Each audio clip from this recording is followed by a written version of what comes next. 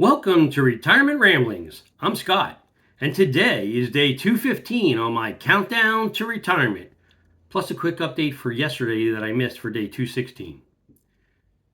So, yesterday on day 216, I placed an order for Monday's upcoming 26-week T-bill auction.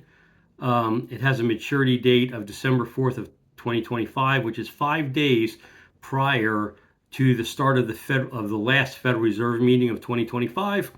So I wanted to get that in, and the most recent investment rate on a 26-week T-bill is 4.309%.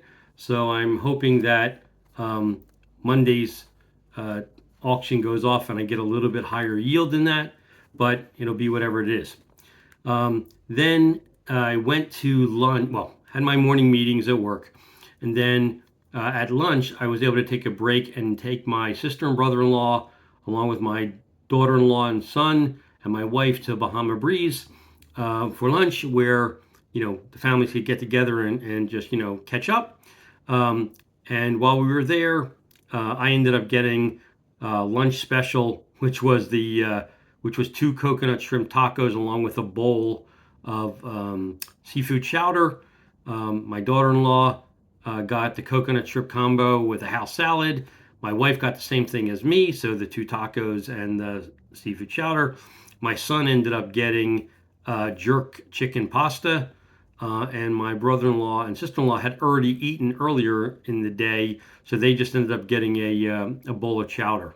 So, we ended up staying there for a couple of hours before I headed back and had to get back to doing my work.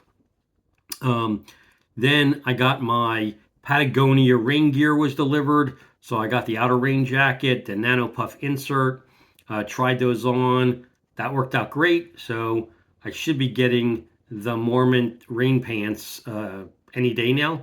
So then I'll have everything that I need from a rain perspective for being able to go to Norway and Iceland. So looking forward to that. Then we sat down and we had a multi-hour kind of family discussion that went across a whole variety of topics, from a job search to moving to children, obligations, guilt, etc. So it was a really interesting discussion. Then we had nobody wanted the same food, so we had a smorgasbord of food. So my daughter-in-law doesn't get a chance to eat at Zaxby's very often, and she loves their food. She used to live in Atlanta, so she was used to it from here. They don't have them in California. So she goes there every chance she gets when she's in town. So we went and picked up whatever the food was that she wanted at Zaxby's. And then my son and my wife wanted to eat from this place called Buffalo's Cafe. They have these boneless chicken wing things. So they went and did that. And while they did that, I ran out and picked up Chinese for myself. So it worked out good. So we all, sat around, talked, ate. It was a good day. And then, unfortunately, I also learned, just on a more sad note, that Loretta Swit, who played Hot Lips Houlihan on MASH TV series, died at age 87. So I used to love that series. So I'm really sorry to hear that. Anyway, excuse me. Moving on to day 215, which is today. So I'm going to give you a quick update of the weekly performance that I normally go through for my portfolio performance, and just also a quick market summary. I am going to look down because I want to get this right. So just be patient with that. So Wall Street on Friday posted its best monthly advance since November of 2023. The benchmark S&P 500 rose 6.2% for the month of May as the markets recovered from the tariff shock, from Liberation Day in April. The highlights of the holiday shortened week were an upward revision to the second estimate of U.S. GDP and an inline reading for the April core PCE, or personal consumption expenditures price index, which most people consider the Fed's preferred inflation gauge. So then we also got NVIDIA's performance, which, they had another blowout quarter. And then for the week, the S&P was up 1.9%, The NASDAQ was up 2%, and the Dow Jones added 1.6%. My personal portfolio didn't keep up with the indexes. So we were up 0.8%. And, and when I say it didn't keep up with the indexes, clearly I don't have 100% of my investments going into equity. So the offsets, while I might actually, if I back out the fixed income portion of my portfolio, I might actually be doing equal or better, which I don't know because I haven't actually done it.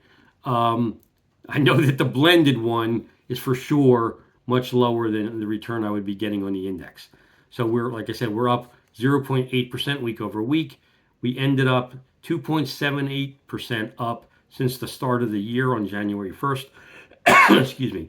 And we're still down exactly 0.75% from our prior peak, which occurred on the week ending Valentine's Day 2025. So then, after I finished that, I went in to sit down and chat with my son, and my daughter-in-law put in this search for Instagrammable breakfast places near me. And she found this restaurant that was called High Noon Brunchery. So she and my wife took a drive. Well, she made a reservation first. Then they went out to this restaurant, which is she'll call it a girly place. It's an all pink restaurant that serves breakfast favorites like beignets and grits, plus coffee, wine, cocktails, things like that. So they went there and had their breakfast while my son and I made some food at home and sat down and just, caught up on things like finance, cooking, death, legacy, a variety of those kinds of topics. Then I opened up the comments associated with some of my videos just to see if anybody had posted anything, and I got a comment from a or I'm going to call him a reader because I don't know if he or she. I don't know if they're a subscriber or not. So W. Breckenridge 5143 asked me the following question: did you develop a checklist for your retirement plans?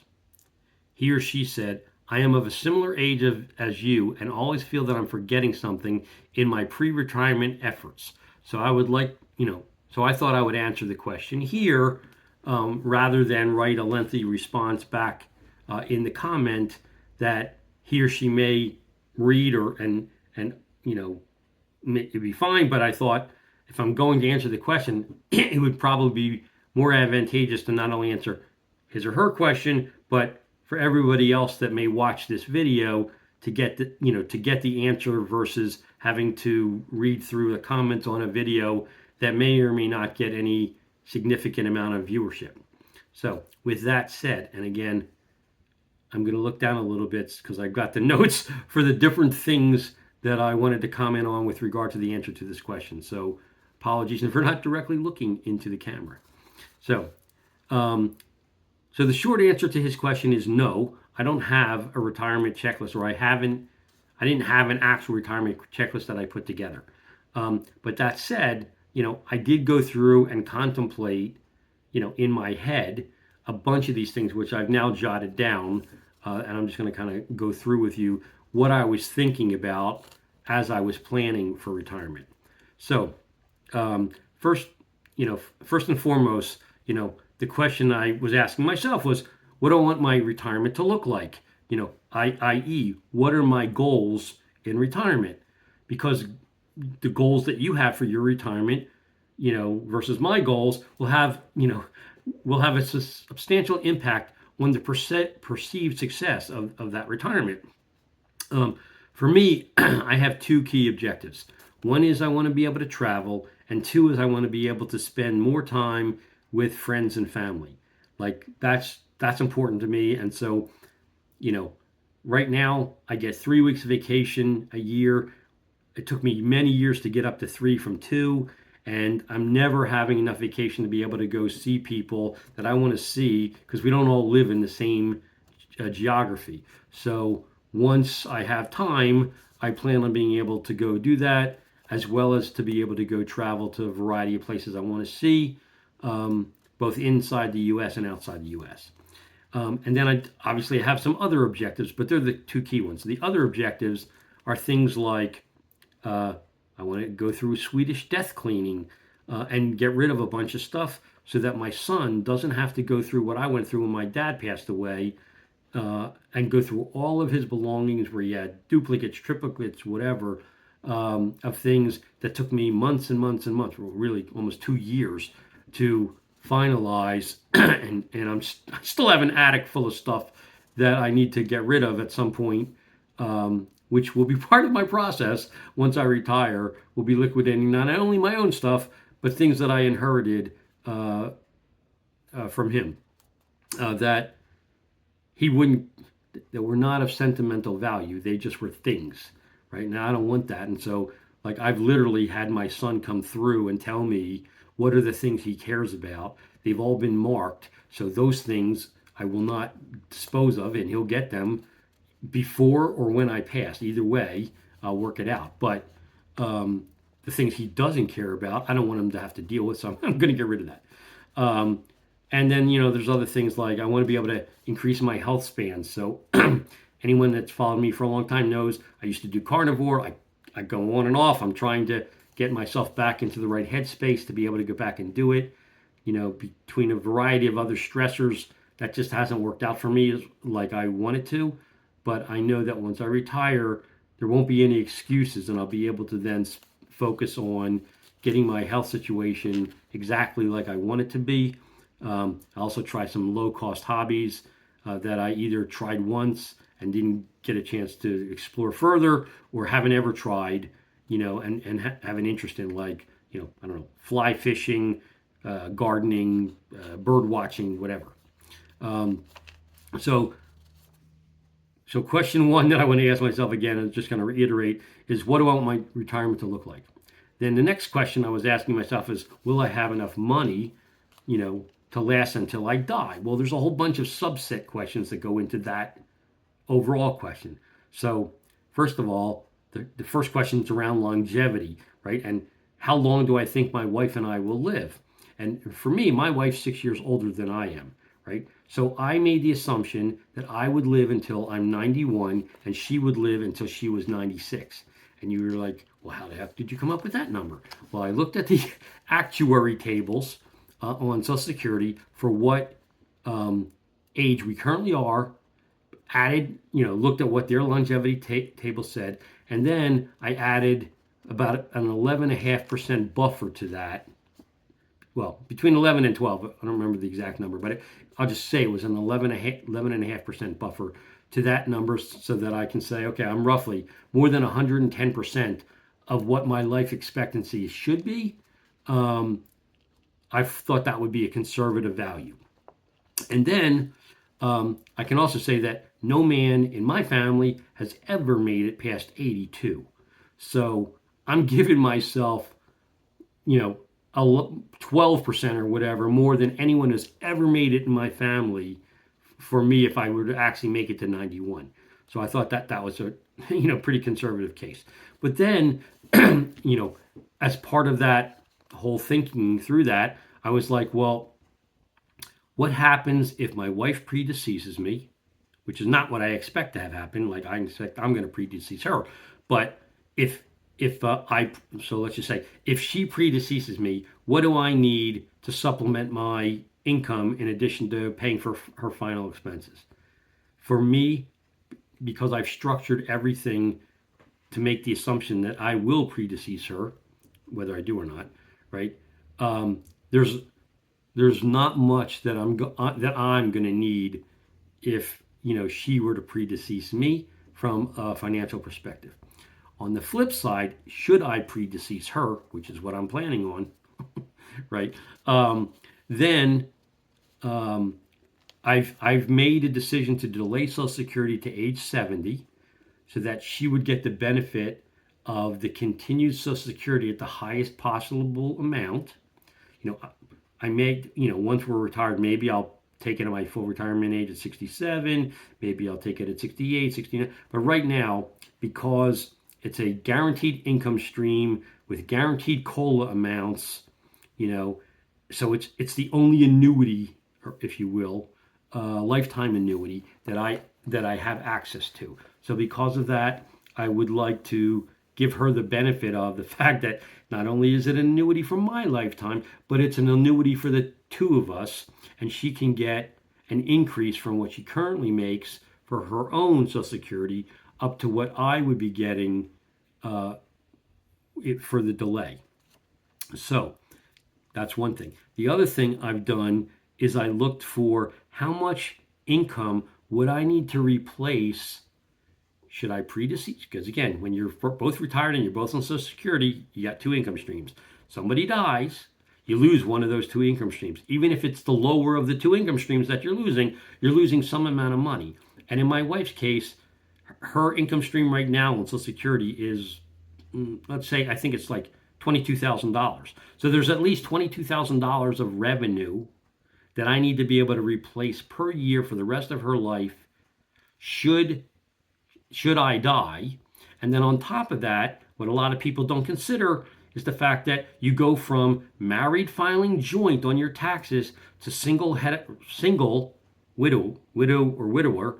And so your tax rate goes up exponentially when the person dies, right? So, let's assume that you normally had a $32,000 deduction. Well, now your deduction goes down to, let's say, 16,000 or 12 or whatever the real number is. It gets cut at least in half just on the deduction amount that you get. So if your income stays the same, at least for that first year, you're going to pay a lot more in taxes the year that someone dies.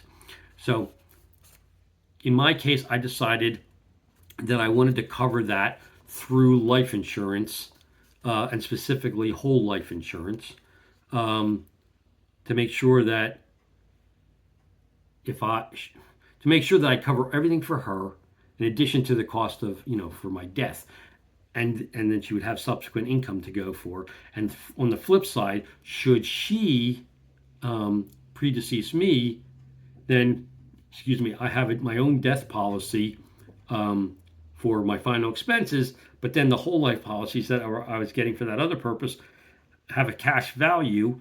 I can close out those policies and use the cash value to supplement my income to backfill any income that I would be losing from her. So it's really important to weigh what happens in that scenario where one of the spouses dies.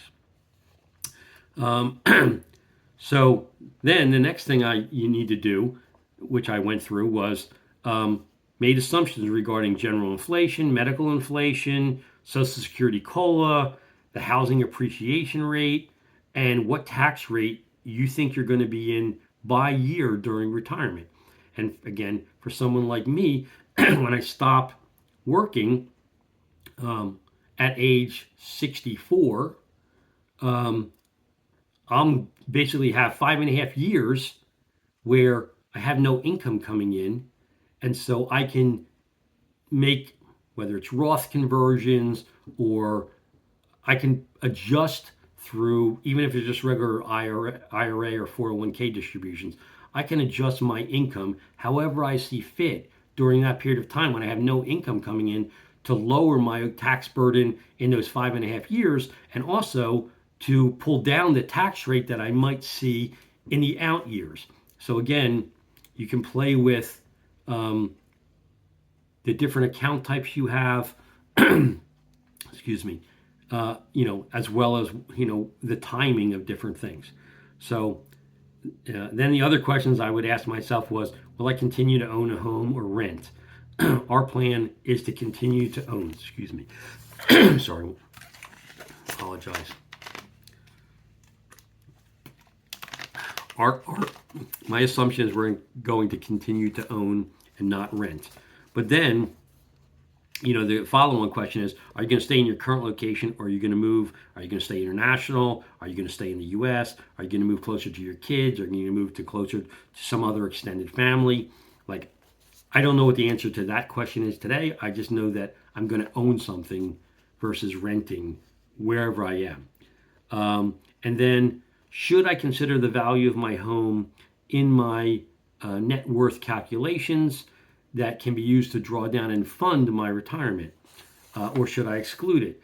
in my case, I've chosen to exclude it. So I'm just assuming my house is there that I could, in a case of emergency, I could either get a reverse mortgage or I could sell it and go do something else with the equity that's in the house.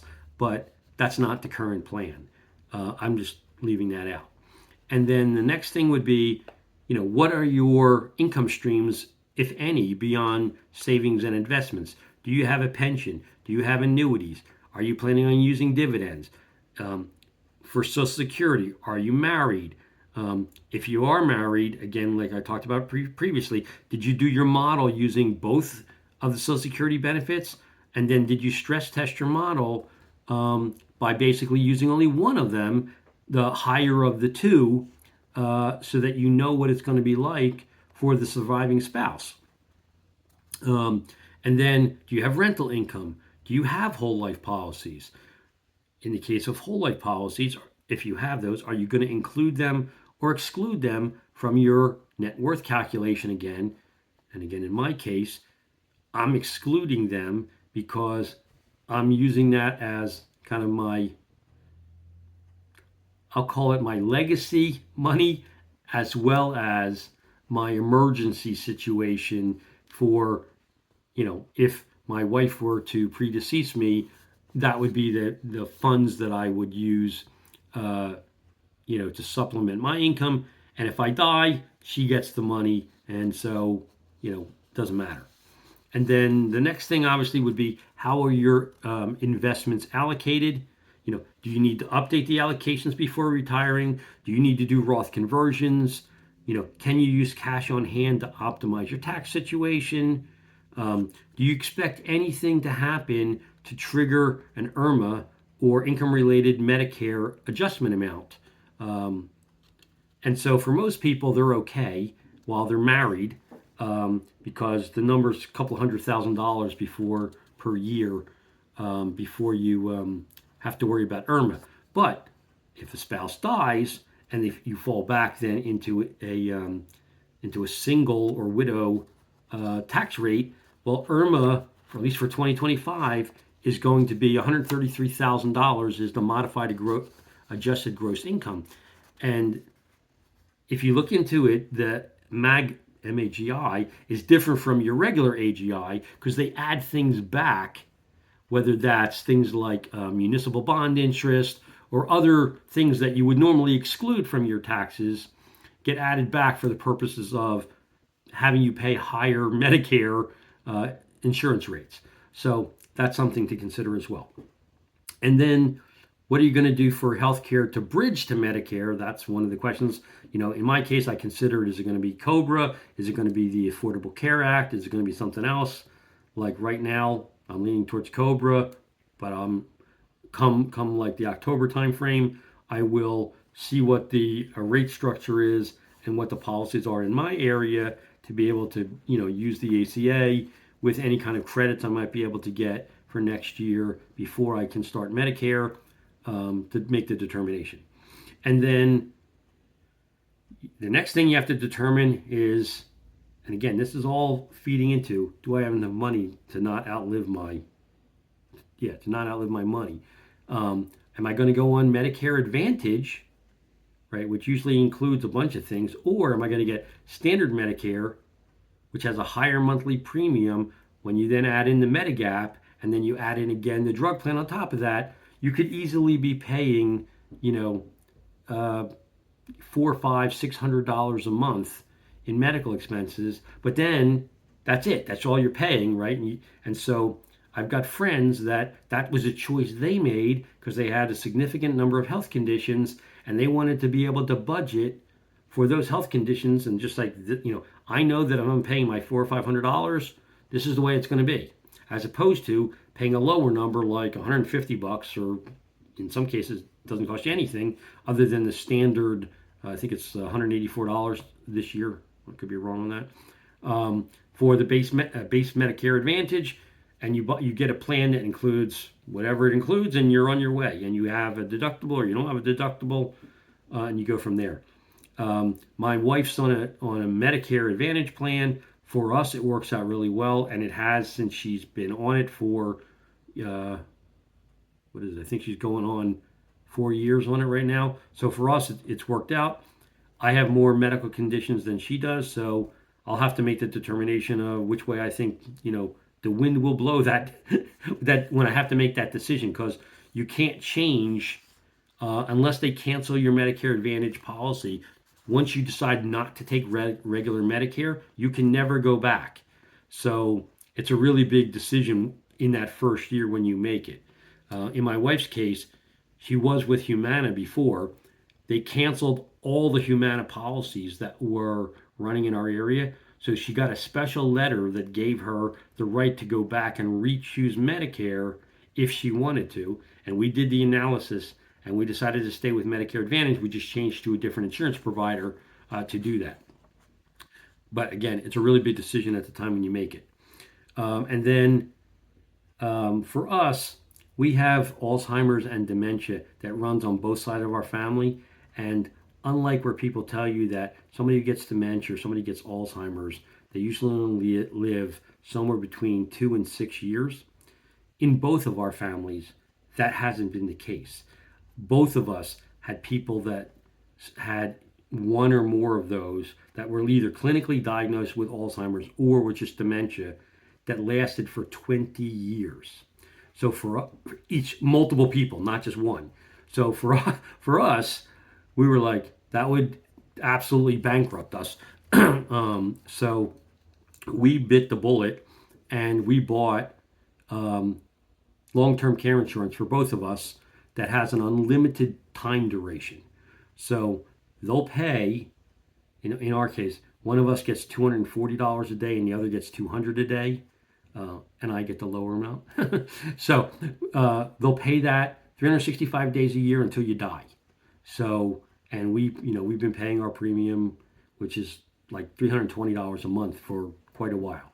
So, on the off chance that one of us ends up with it, the money will have been well spent. So I hope I don't ever have to use it. But if I do, at least I know it's there, and I know that it will accommodate with our other investments and stuff, that it will not bankrupt us, which is the main thing I wanted to protect against.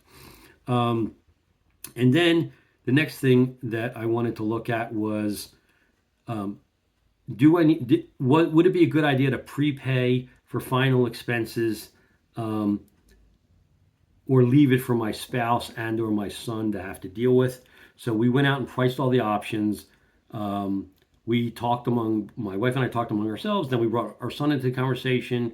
Ultimately, we decided that we're not going to do the prepayment, which my dad did and my mom has done. So I know exactly what I have to do at the time. But what we decided to do was simply write a final letter of instruction, each one of us with our individual choices. Since we do have death insurance, that letter will effectively go with the death insurance, and then whoever has to be the person that deals with it, whether it's a spouse or child, will have the exact instructions of what we want to have happen, and they'll have the funds to either be able to directly pay from the insurance proceeds or to backfill the money that they have to lay out in advance if for some reason there's a delay in getting the money from the insurance proceeds because of a death certificate issue or something that would delay it. They could lay out the money up front and then it would just be backfilled from the insurance. But that's how we decided we were going to handle it.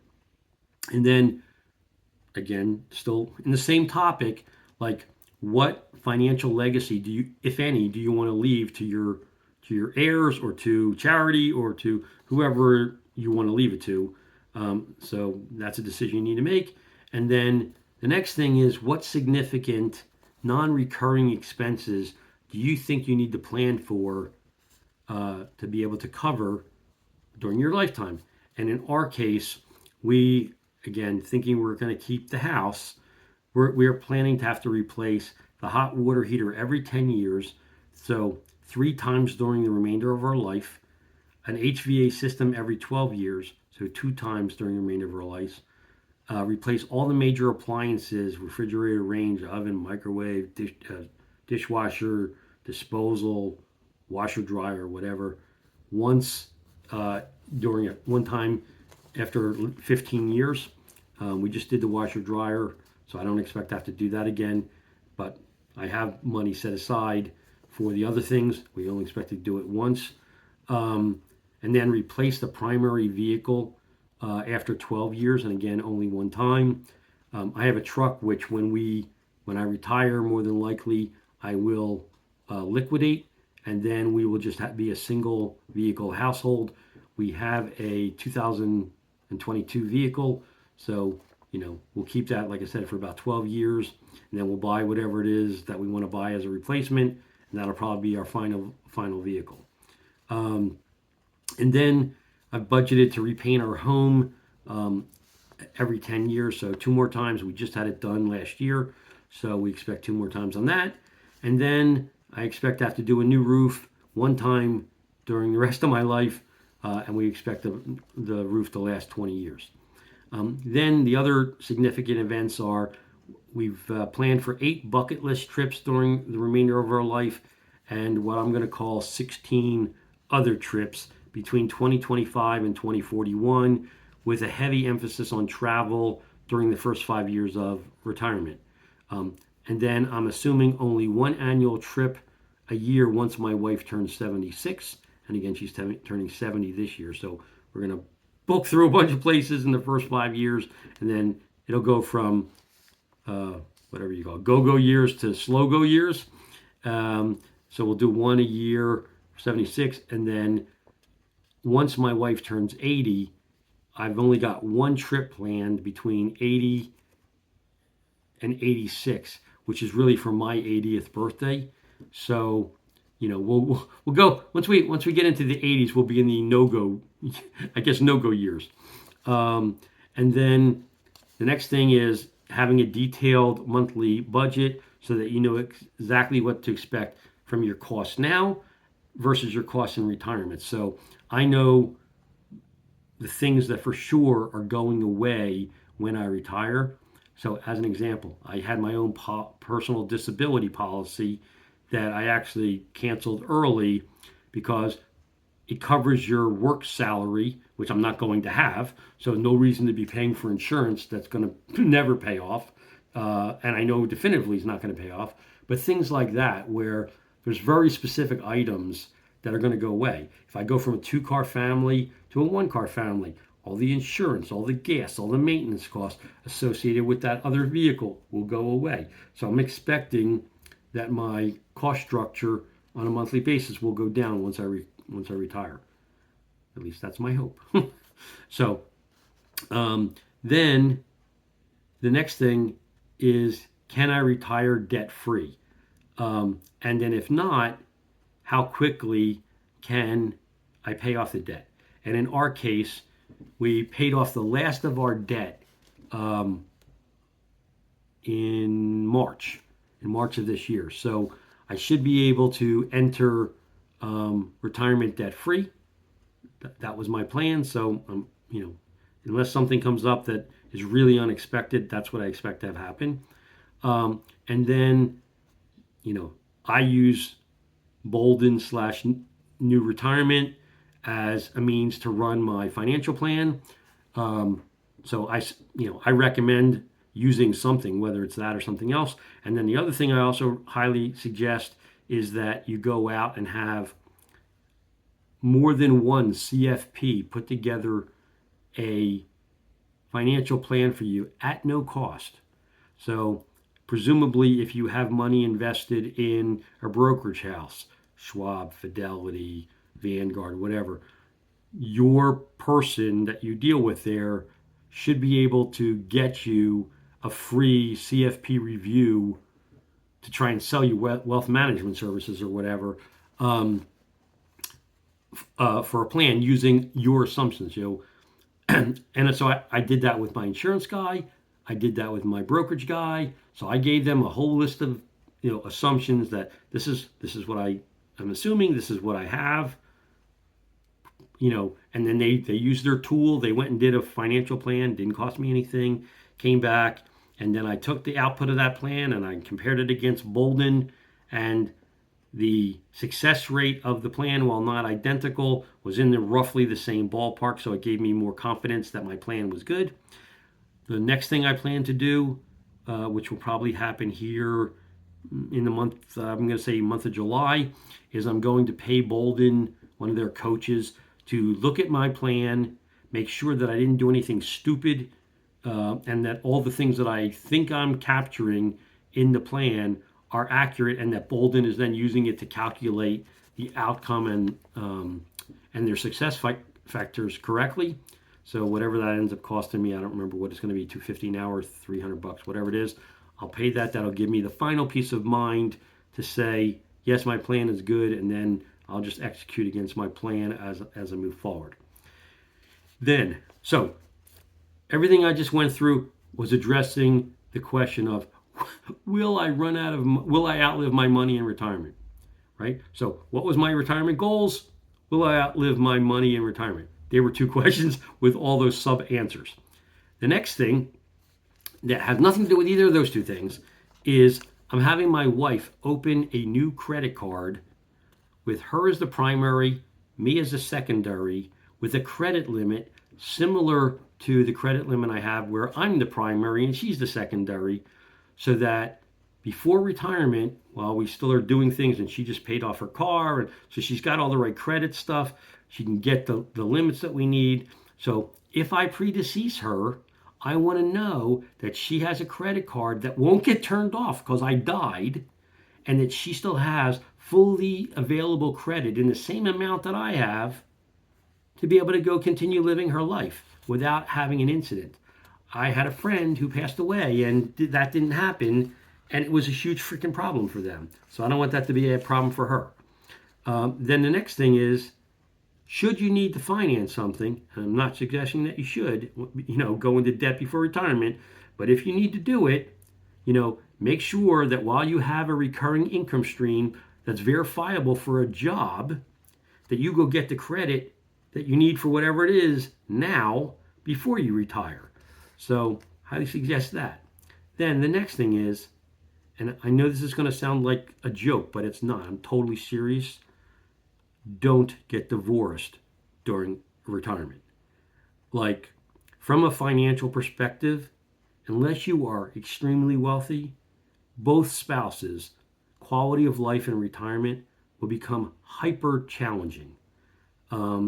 So it is well worth, if you're having any marital problems, working through those problems and solving them and not getting divorced in retirement, because it will absolutely ruin your retirement. So, my 2 cents. Then, also to make sure that your loved ones, make things as easy as possible when you do go.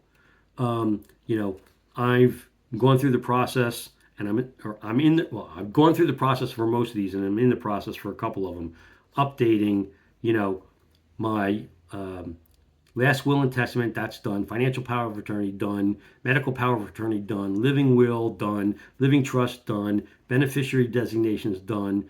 Final wishes document, in process. Password and account list, in process, because, things change.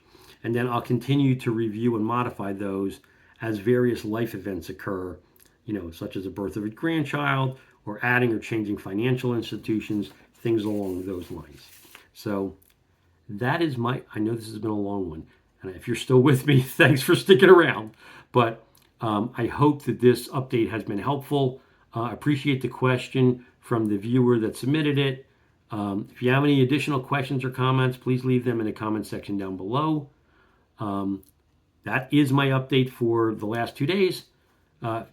So if there's no questions or comments, I hope you have a great evening. And until tomorrow, take care.